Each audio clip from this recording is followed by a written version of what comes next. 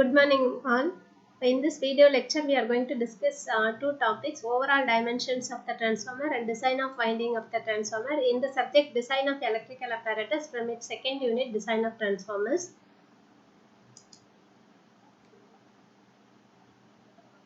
In the previous class actually we have discussed about the design of transformer core, and we have designed core with a single square core and two stepped core or cruciform core, and we have obtained three ratios, and we have concluded that if the number of stepping, that is 2 step, 3 step and 4 step, if the core stepping is getting on increasing, the core utilization will also be increasing, as well as the length of main turn will also be increasing, so that reduces the amount of copper utilized in this transformer construction, as well as it will decreases the copper loss produced in the machine.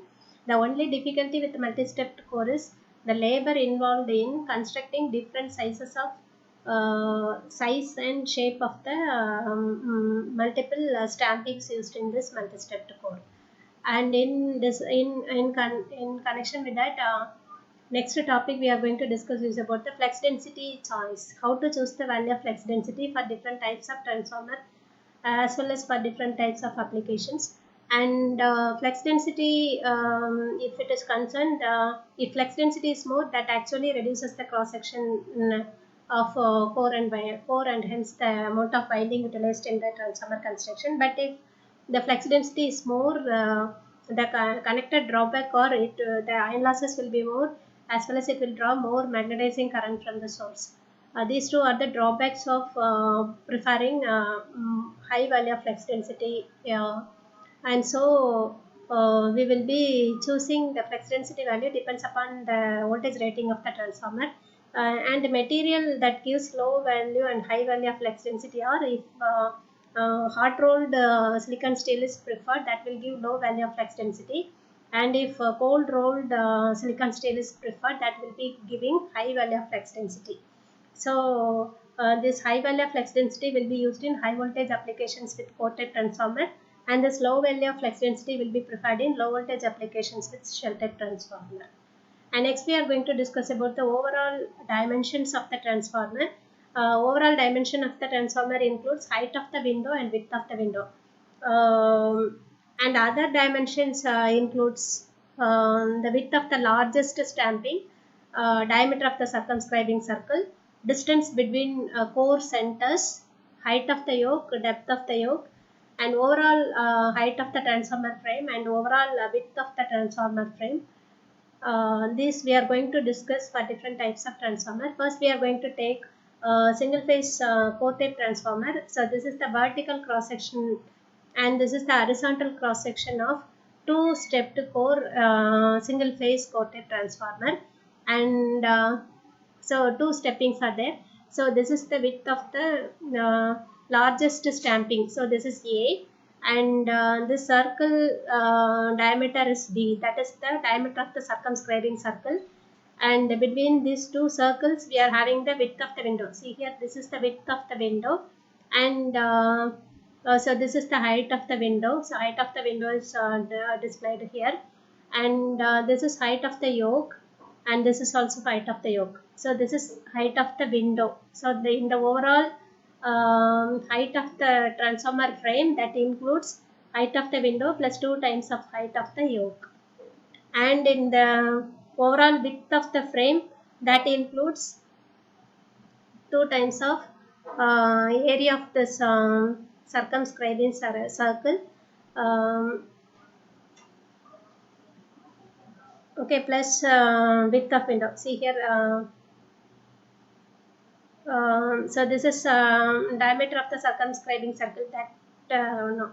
So only and the next dimension is D, so that is between center of the two adjacent core, okay, and it is width of two limbs. Actually two limbs we are having, and this is one outer limb and it is another outer limb. So this is width over two limbs, and this side is the this diameter is the width over one limb. So this, and this is depth of the yoke, and this is height of the yoke. So all the dimensions are defined here. So width of the window, height of the window,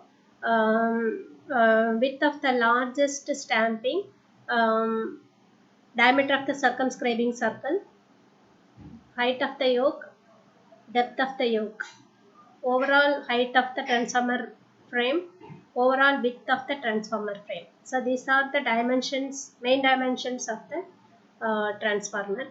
And for a three-phase transformer, so this is the construction, and there one more limb will be added. So three limbs are there. So this is width over one limb, and this is width over three limbs. And as in the previous case, so this is the diameter of the circumscribing circle, and this is height of the window and width of the window, and this is height of the yoke, and this is also height of the yoke. So in the overall height of the frame, that includes height of the window plus 2 times the height of the yoke, and other dimensions are distance between centers of the cores. So it is D, and between this limb and this limb, our center of the core is D. And this is width of overall width of the transformer frame. That is from this point to this point, the core width. Okay, that is the overall width of the transformer frame. And from this to this height, that is the overall height of the transformer frame. Okay. So the main dimension, width of the window, height of the window, and other dimensions, the dimension A, that is the width of the largest stamping, diameter of the circumscribing circle, and height of the yoke and depth of the yoke, overall height of the frame, transformer frame, and overall width of the transformer frame, and the dimension D, that is the distance between center of the two cores. So this D, and it is another D. So this is a three-phase transformer, overall dimensions. And shell type transformer, so this is the construction of a shell type transformer. So this is the vertical section, and it is the horizontal section. In a shell type transformer, outer will be the core that will be free. The central limb of the core will be having the winding. So this is actually the window. Inside the window we are having, in the window we are having, this is window. This is one window, and it is another window. So this represents, this shaded area represents the winding. So here one width of the winding window, and this is width of the window, and this is height of the window. So this point to this point, so that is height of the window. So height of the window plus 2 times of height of the yoke is height of overall height of the frame. Okay, overall height of the frame will be equal to height of the window plus 2 times of height of the yoke at this top side and bottom side of the transformer. And so this is the core stamping. So that is A. So in this transformer, that is shell type transformer, will be having rectangular winding only. So it is not circular winding. So there is no any diameter of the circumscribing circle. So only these are the dimensions in a shell type transformer. Okay. So that includes width of the window, height of the window, height of the yoke, and overall height of the transformer frame, and overall width of the transformer frame, that is from this point of the core to this point of the core. Okay, this is overall width of the transformer frame, and depth over winding. So this is winding depth. So these are about the overall dimensions of the transformer for different types of transformer. And finally, we are going to discuss about the topic design of winding in a transformer. So we have to calculate the number of turns used in low voltage winding and high voltage winding. Includes number of turns in the winding, that is in the primary winding and secondary winding. How many number of turns is there? So we have to first calculate the number of turns in low voltage winding and number of turns in high voltage winding. and then each winding will be having, that is low voltage winding and high voltage winding, and the area of cross section will be different. So then we need to calculate the area of cross section of the primary winding and secondary winding. So in the design of the winding, we are going to calculate two parameters, that is number of turns in the low voltage winding and high voltage winding, and then area of cross section of the high voltage winding and low voltage winding. Okay, so these two parameters we are going to calculate in design of winding. So first we are going to define the number of turns in the low voltage winding. So number of turns, so what we need to calculate is the turn. So rated voltage at the low voltage side. At the low voltage side we are going to calculate. So voltage at the low voltage, rated voltage at the low voltage winding. So LV is the low voltage. Voltage is the rated voltage. So this ET is the EMF per turn. EMF per turn will be same.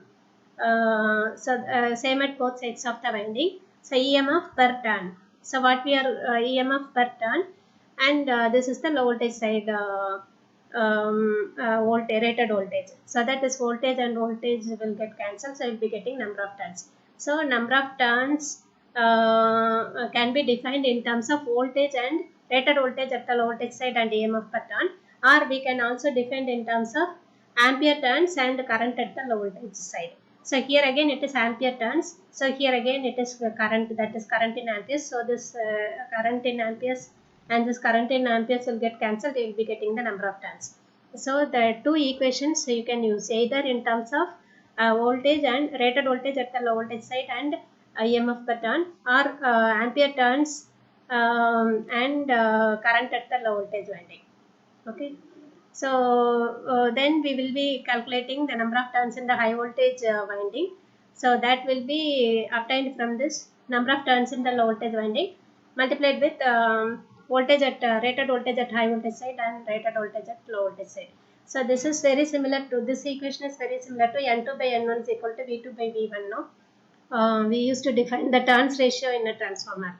That is high voltage winding to N2 by N1 will be equal to V2 by V1 or E2 by E1. So like that we will define, no, N2 by N1 means number of turns at the secondary side and number of turns in the primary side, that will be equal to voltage at the secondary side and voltage at the primary side. So it is number of turns in the high voltage winding to number of turns in the low voltage, that is N2 by N1 will be equal to V2 by V1. So like that, this is the similar formula. So once if we know the number of turns in the primary side, we can able to calculate the number of turns in the secondary side. And so these are the terminologies used, that is in step-up transformer, low voltage, in step-up transformer, low voltage side will be the primary side and high voltage side will be the secondary side. That is primary side is the input side, secondary side is the output side. So primary will be the low voltage side and secondary will be the high voltage side. In a step down transformer, primary will be the high voltage side and secondary will be the low voltage side. And for this, this equation is to calculate the rated current in the winding. So now first we have calculated the number of turns in the low voltage winding and number of turns in the high voltage winding we have calculated. Then we have to calculate the area of cross section of the conductors at primary side and secondary side. So for that we have to know primary current and secondary current, and this value of current density we used to assume. So we are calculating the current in the winding, so that is kVA divided by voltage in the winding. So if you want to calculate the primary current, you have to substitute voltage at the primary side. If you want to calculate the secondary current, we have to substitute the voltage at the secondary winding here to get the value of primary current and secondary current. And this current density we are assuming for different types of transformer. These are the values for distribution transformer and for small power transformers and self oil cooling, and for large power transformer with self oil cooling and air blast cooling, and the final very high capacity transformers will be using this forced circulation of air with water cooling. So the high current density you can prefer. If it is low voltage transformer like distribution transformer, low value of current density will be preferred. So by knowing the value of current density for different types of transformer, we can calculate the area of cross section of the winding. So that it is design of transformer is over here. So we have calculated number of turns and area of cross section of primary and secondary winding. Thank you for listening.